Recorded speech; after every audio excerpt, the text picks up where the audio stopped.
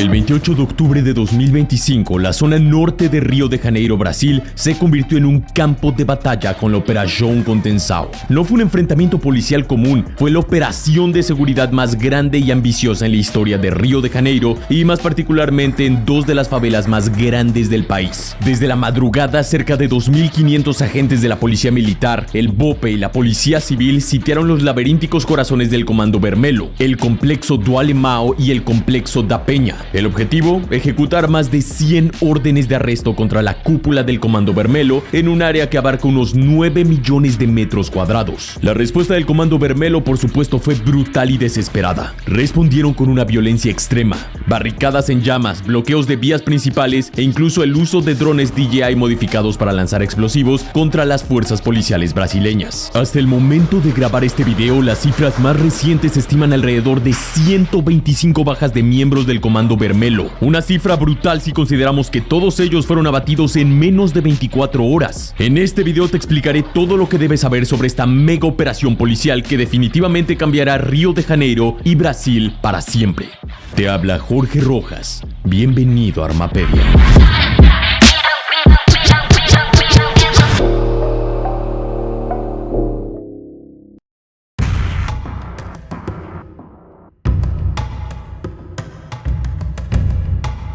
Verás, el 28 de octubre de 2025 es una mañana que permanecerá grabada en la memoria de Río de Janeiro, una ciudad de más de 13 millones de habitantes, ya que se desplegó una mega operación de seguridad bautizada como Operación Contención u Operação Contenção, que ahora es la operación de seguridad más grande en la historia de Río de Janeiro, y también la operación policial más letal en la historia de América Latina. Desde las primeras horas del día, aproximadamente unos 2.500 elementos combinados entre policías civiles y militares y unidades especiales como el BOPE, equipadas con mandatos de detención que llevaban meses preparándose, irrumpieron en dos de las mayores favelas de la zona norte, el complexo do Alemão y el complexo da Penha. El objetivo era desarticular la expansión del llamado Comando Vermelho, frenar su dominio territorial en estas favelas y capturar o abatir, si se resistían, a sus líderes operativos y financieros. Apenas avanzaban las operaciones cuando las calles se tornaron en un escenario de guerra urbana. Los sicarios del Comando Vermelho, acorralados en sus guaridas, respondieron con ferocidad. Barricadas en llamas se alzaron, rutas de escape se cerraron, disparaban hacia todos los lugares de donde se aproximaban los elementos de la policía civil y militar, y en un giro tecnológico incluso utilizaron drones DJI para lanzar explosivos contra las fuerzas policiales brasileñas. Este video que estás viendo ahora mismo en pantalla es una prueba de ello.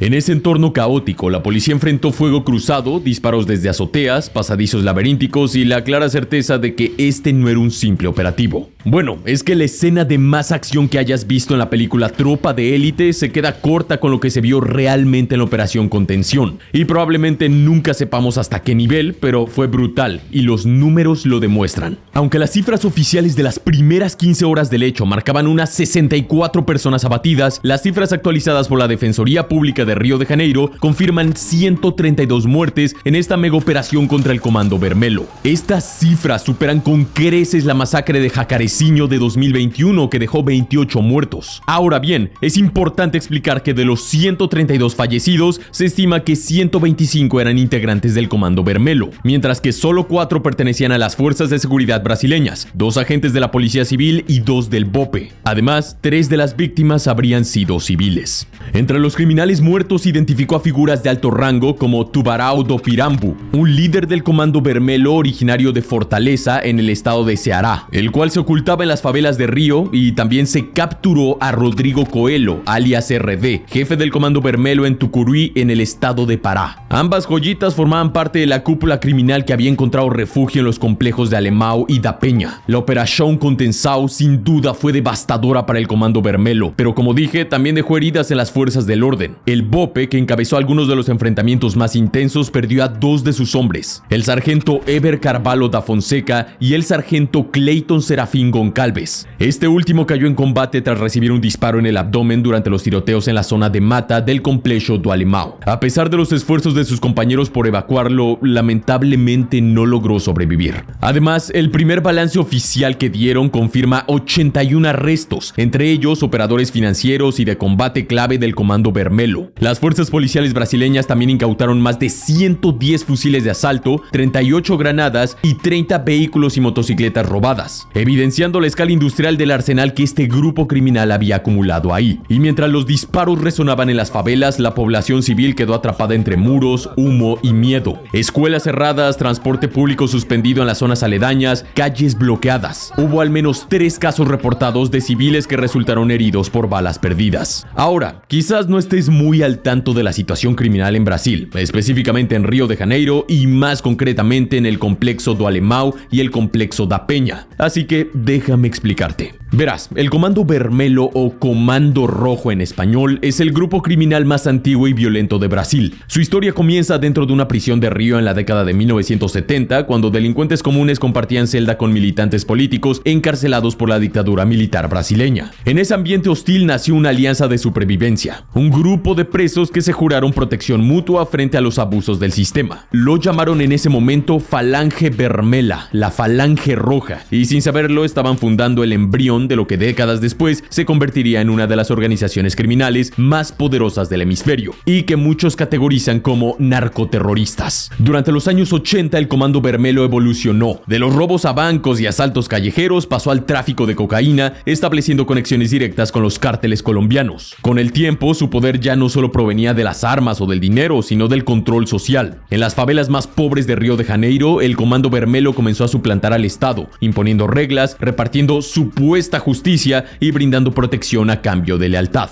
Pero hoy, el Comando Vermelho es una amenaza nacional y transnacional. Mantiene su corazón en las favelas de Río de Janeiro, pero su influencia se extiende a todo Brasil. Controla prisiones, domina rutas de tráfico en la Amazonia y ha convertido estados como Amazonas y Mato Grosso en bastiones secundarios. Desde Bolivia obtiene gran parte de la cocaína que distribuye, aprovechando las rutas selváticas y fronterizas. Y también es importante mencionar que lleva una guerra contra otro gran grupo criminal en Brasil, el Tercer Comando Puro o TCP, su rival histórico por el control del narcotráfico en Río. Avanzando en el tiempo, desde 2020 el Comando Vermelho ha resistido una ofensiva incesante, operaciones estatales y policiales masivas, incursiones del BOPE y auténticas masacres en los barrios que controla. Pero aún así, lejos de debilitarse, se adaptó, integró tecnología como drones, reorganizó su jerarquía y expandió su red logística. En el año 2023, el Instituto Fogo Cruzado y el Grupo de Estudios sobre Nuevas Formas de Ilegalidad de la Universidad Federal Fluminense dijeron que el Comando Vermelho logró convertirse en la fuerza con mayor control territorial en Río de Janeiro, dominando más de la mitad de la ciudad.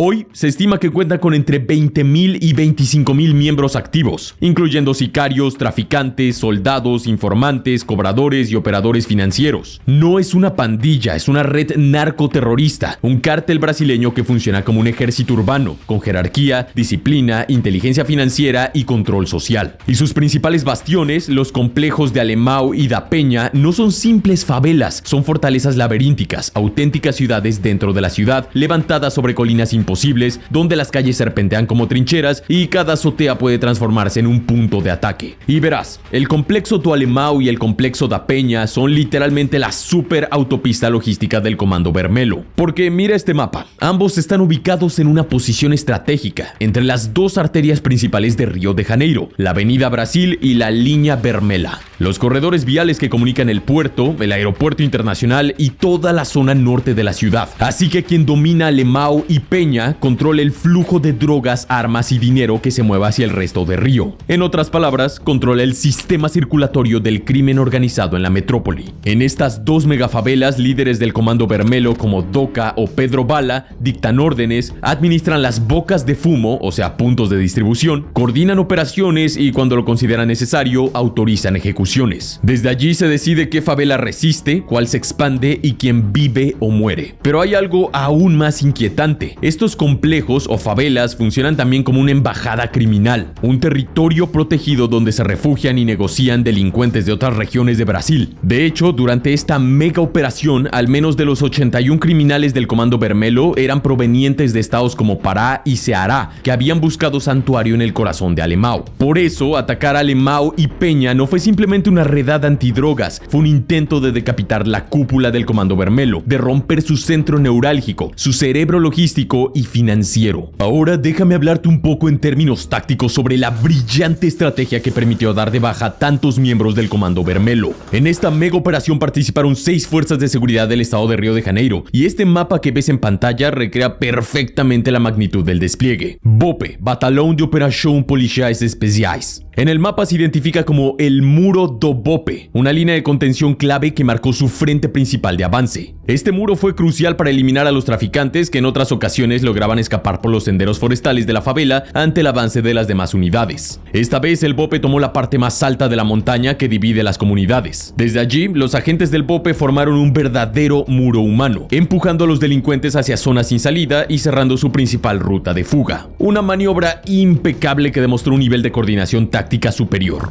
Luego tenemos al RECOM, Rondas Especiais e Control de Multitudes, unidad táctica de la Policía Militar de Río de Janeiro especializada en el control de disturbios, incursiones rápidas y enfrentamientos directos en zonas de alto riesgo. Ellos actuaron como la fuerza de choque secundaria, consolidando posiciones tras el avance del BOPE. Luego está el Choque, el Batalhão de la Policía de Choque. También perteneciente a la Policía Militar, esta unidad intervino en operaciones de control urbano y apoyo directo al BOPE en combates dentro de las áreas más densas del complejo. Su incursión, señalada como Incursão Choque en el mapa, se dirigió hacia el sector de Olaria, bloqueando accesos estratégicos y puntos de apoyo del Comando Vermelho. Luego está el PCERJ, o la Policía Civil del Estado de Río de Janeiro. Ellos fueron responsables del apoyo táctico e investigativo dentro del operativo. En el mapa aparecen como Incursão PCERJ y avanzaron desde el norte hacia el centro del complejo, protagonizando intensos enfrentamientos con miembros del Comando Vermelho. Luego está el 4º Batalhão de Polícia Militar, desplegado para contención perimetral y aseguramiento de sectores urbanos. Estableció su propia línea de bloqueo en otra zona crítica de la favela, creando un segundo muro de contención que impidió cualquier repliegue enemigo. Y por último tenemos al 3º Batalhão de Polícia Militar, el cual operó en el flanco opuesto, garantizando el cierre de rutas de fuga, la seguridad logística y el traslado de refuerzos y equipos durante las fases más intensas de la operación. Ahora bien, lo que diferencia también a la Operação Contenção de otras es la respuesta del Comando Vermelho. Esto no es una simple resistencia, fue una declaración de guerra. El gobernador Cláudio Castro lo ha definido perfectamente. Esto no es crimen común, es narcoterrorismo.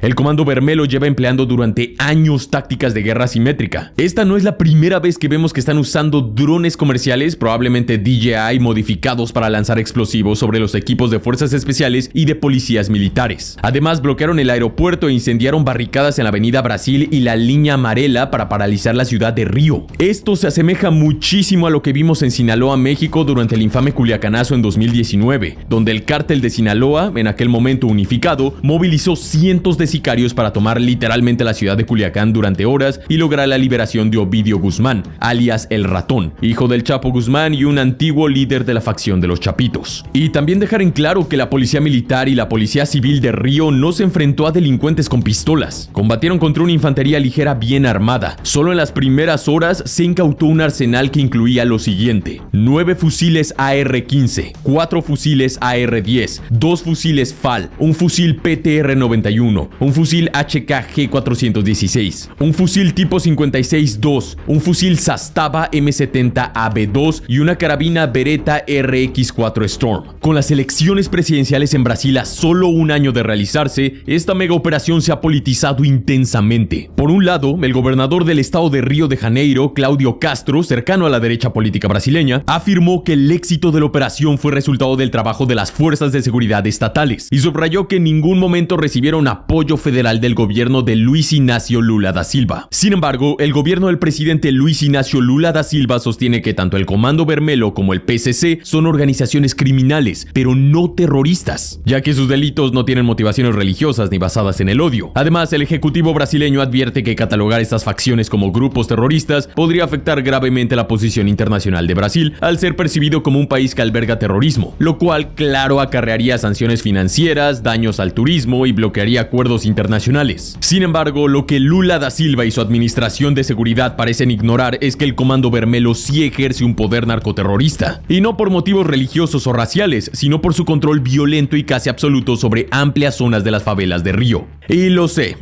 es una línea política extremadamente delgada, una ambigüedad que también enfrentan países como México, Venezuela y Colombia, donde la frontera entre crimen organizado y narcoterrorismo es cada vez más difusa. Y bien, si sumamos los números oficiales y actualizados de abatidos y arrestados, la Policía Militar y Civil de Río de Janeiro neutralizó a 206 integrantes del Comando Vermelho en menos de 24 horas. Entre ellos varios de sus jefes y operadores clave. El resultado, un infierno urbano. Una batalla que dejó tras de sí imágenes de guerra en pleno territorio brasileño. Blindados ardiendo, tiroteos interminables, helicópteros sobrevolando favelas y un olor a pólvora en el aire. Y aunque la operación Contenção fue un golpe demoledor para el Comando Vermelho, la batalla por estas dos megafavelas está lejos de terminar. Esto fue solo el comienzo, un sombrío recordatorio de que en Brasil la guerra por el control territorial ya no es una metáfora, es una guerra total.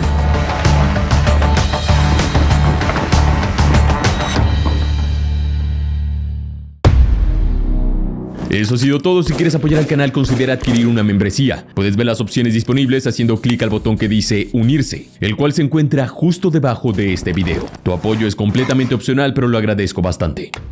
Sin más por el momento, mi nombre es Jorge Rojas, esto es Armapedia y te deseo un excelente día.